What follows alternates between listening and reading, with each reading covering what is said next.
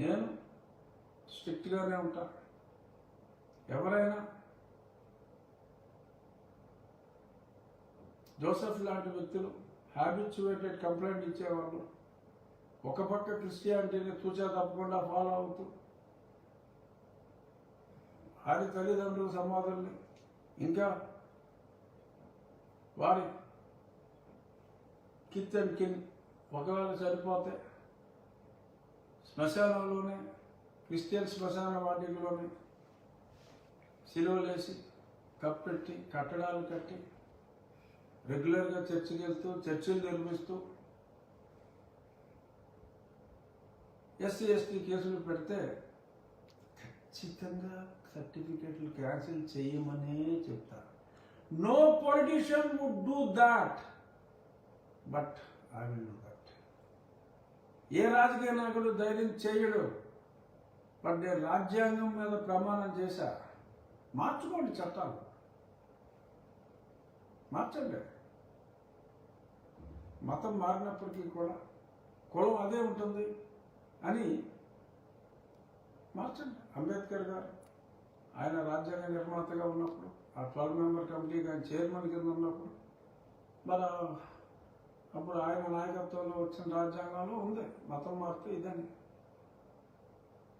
మార్చండి రాజ్యాంగం. రాజ్యాంగం మీద ప్రమాణం చేసిన వ్యక్తిగా నేను రాజ్యాంగాన్ని కట్టుబడి ఉంటాను, రాజకీయాలకు అతీతంగా.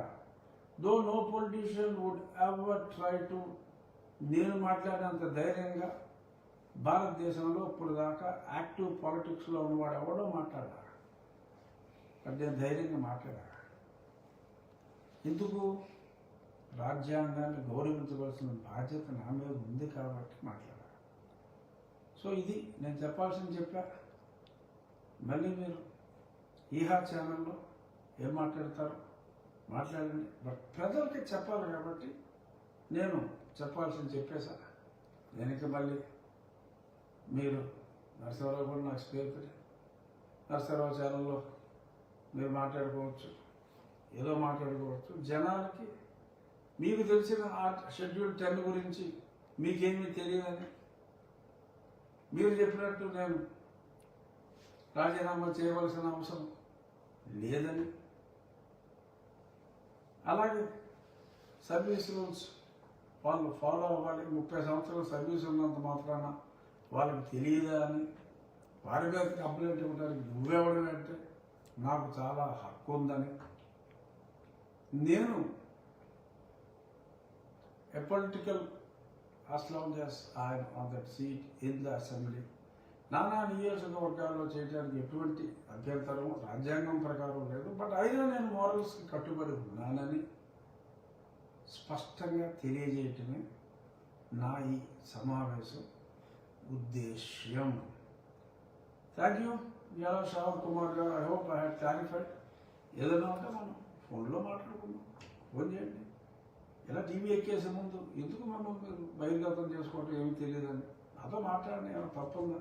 ఇలా మాట్లాడాలనుకుంటున్నానని చెప్పండి, నాకు తెలిస్తే నేను చెప్తాను. లేదు మీరే రైట్ శ్రావణ్ గారు మాట్లాడండి సార్ అని చెప్తా. ఎందుకు ఓకే ఇలాగా?